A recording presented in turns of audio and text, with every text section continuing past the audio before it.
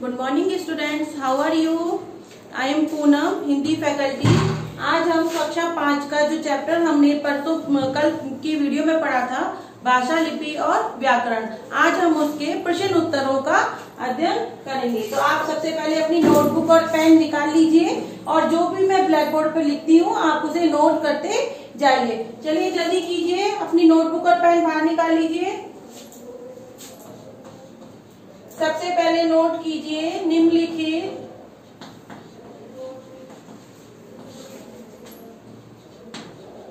निम्नलिखित प्रश्नों के उत्तर दीजिए। ठीक है, फर्स्ट क्वेश्चन है, भाषा किसे कहते हैं?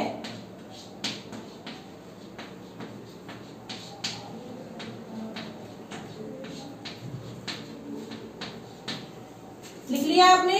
भाषा किसे कहते हैं, ये आपको मैंने प्रीवियस वीडियो में बताया था कि भाषा हम कहते किसे हैं। चलिए नोट कीजिए, जिस साधन के द्वारा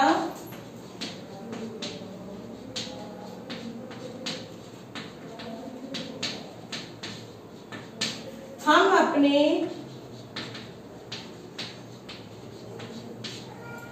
मन के भाव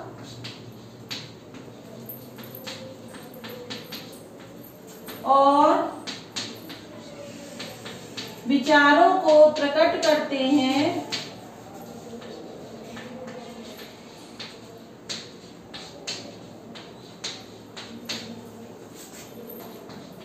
और दूसरों के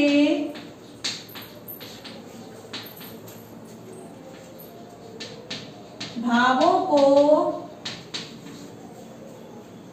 समझते हैं।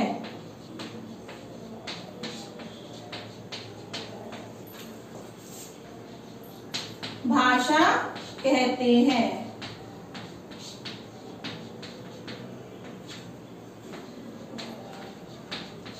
फटाफट नोट कीजिए, जिस साधन के द्वारा हम अपने मन के भावों और विचारों को प्रकट करते हैं और दूसरों के भावों को समझते हैं, उसे भाषा कहते हैं। नोट कर लिया आपने? आप लिखिए दूसरा क्वेश्चन।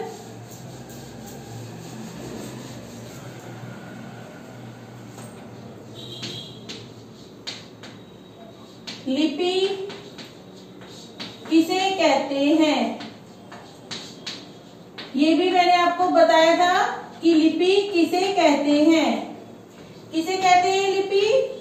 ध्वनि चिन्हों को लिखने की विधि लिपि कहलाती है। नोट कीजिए, भाषा के ध्वनि चिन्हों को लिखने की विधि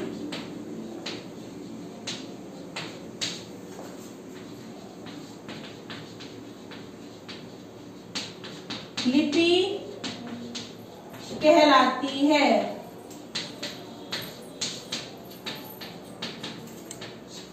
नोट कर लिया आपने? भाषा के ध्वनि चिन्हों को लिखने की विधि लिपि कहलाती है। फटाफट नोट कीजिए।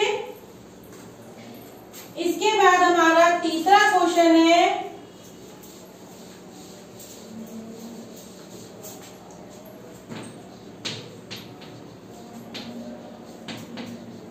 भाषा के रूपों को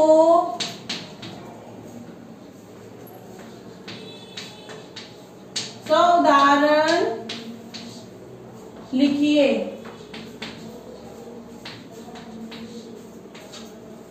ठीक है, तो आपको बताया था भाषा के कितने रूप होते हैं। भाषा के 2 रूप होते हैं। कौन कौन से?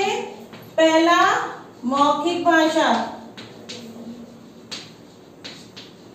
नोट कीजिए फटाफट, पहला क्या है? मौखिक भाषा। तो मैंने आपको बताया था कि मौखिक भाषा किसे कहते हैं? जिसके अंतर्गत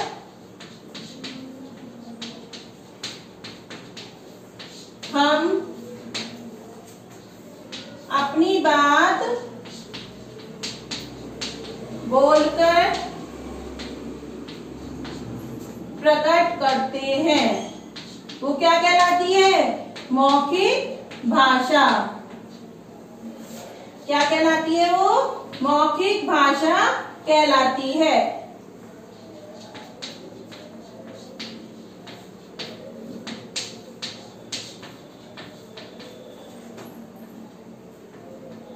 जैसे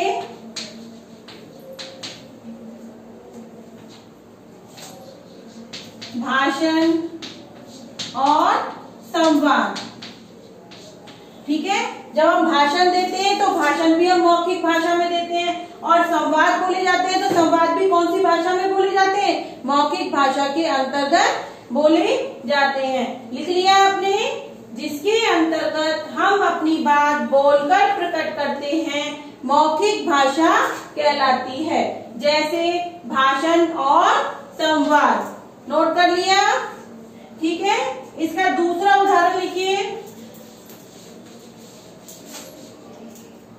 लिखित भाषा। दूसरा इसका रूप कौन सा था? लिखित भाषा। ये भी मैंने आपको प्रीवियस वीडियो में बताया था कि लिखित भाषा किसे कहते हैं? जिसमें हम अपनी बात को लिखकर प्रकट करते हैं, उसे हम लिखित भाषा कहते हैं। लिखिए, इसके अंतर्गत हम अपनी बात लिखकर प्रकट करते हैं।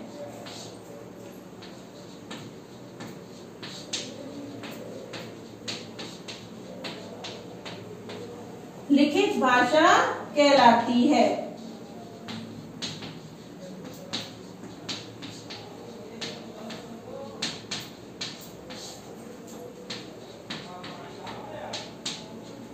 जैसे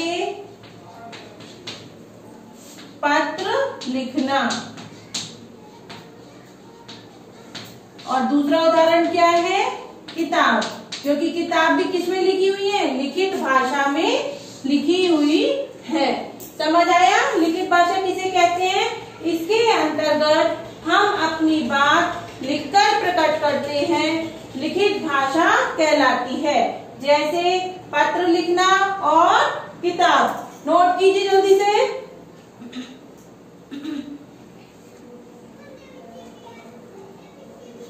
फटाफट नोट कीजिए। लास्ट क्वेश्चन, सांकेतिक भाषा।